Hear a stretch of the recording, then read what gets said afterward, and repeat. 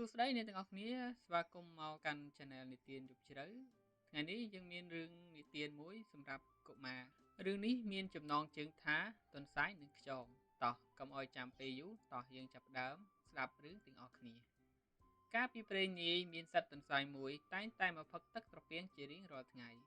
មានថ្ងៃមួយទន្សាយក៏បានជួបនឹងខ្យងតែរស់នៅក្នុងត្រពាំងនោះហើយពេលនោះខ្យងក៏បាននិយាយជាមួយទន្សាយថាបងទន្សាយឥឡូវយើងសាក់លបងទល់គ្នាមើលតើអ្នកណារត់លឿនជាងអ្នកណាទន្សាយបើអញ្ចឹងយើងទល់គ្នាក៏បានខ្ញុំមិនខ្លាចបងខ្យងអញដែរពេលនោះខ្យងក៏បាននិយាយបន្ថែមទៀតថាអញ្ចឹងប្រសិនបើខ្ញុំរត់ចាញ់បងទន្សាយឯងខ្ញុំឈប់នៅត្រពាំងនេះទៀតហើយទន្សាយចំណែកខ្ញុំបើរត់ចាញ់បងខ្យងឯងវិញខ្ញុំឈប់ផឹកទឹកត្រពាំងនេះរហូតដែរបើអញ្ចឹងតោះយើងជួបគ្នានៅថ្ងៃស្អែកអី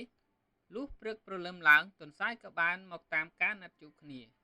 ហើយចំណែកខ្យងជាសត្វដែលមានប្រាជ្ញាក៏បានរាយបណ្ដាក់គ្នានៅជុំវិញត្រពាំងនោះរួចជាស្រេចចំណែកការប្រណាំងក៏ចាប់ផ្ដើមទន្សាយនិងខ្យងក៏បានចាប់ផ្ដើមរត់ប្រណាំងគ្នានៅជុំវិញត្រពាំងនោះ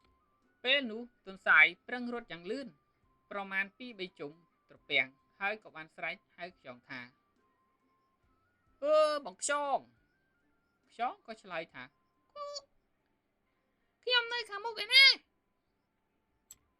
ទន្សាយក៏ប្រឹងរត់យ៉ាងលឿនបន្ថែមទៀតរួចហើយក៏បានស្រែកហៅខ្យងម្ដងទៀតថាបងខ្យងក៏ឆ្លើយទៀតហើយថាខ្ញុំនៅខាងមុខឯណាបងទន្សាយខំព្យាយាមធ្វើបែបនេះជាច្រើនដងក៏នៅតែខ្យងនៅខាងមុខខ្លួនរហូតរត់យូរទៅទន្សាយក៏ហត់ណាមួយអស់កម្លាំងផងក៏ដួលស្ដោកនៅក្បែរត្រពាំងនោះទៅតាំងពីពេលនោះរហូតមកទន្សាយក៏លេងផឹកទឹកត្រពាំងនេះរហូតដល់សព្វថ្ងៃដូច្នេះហើយបានជាយើងតែងតែឃើញថាទន្សាយគឺមិនដែលផឹកទឹកទេគឺវាចូលចិត្តផឹកទឹកសំសើមសន្មតថារឿងនេះចប់ត្រឹមតែប៉ុណ្ណេះ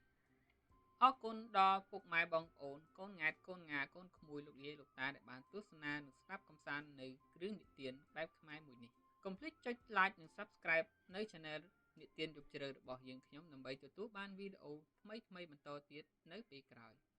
សូមអរគុណ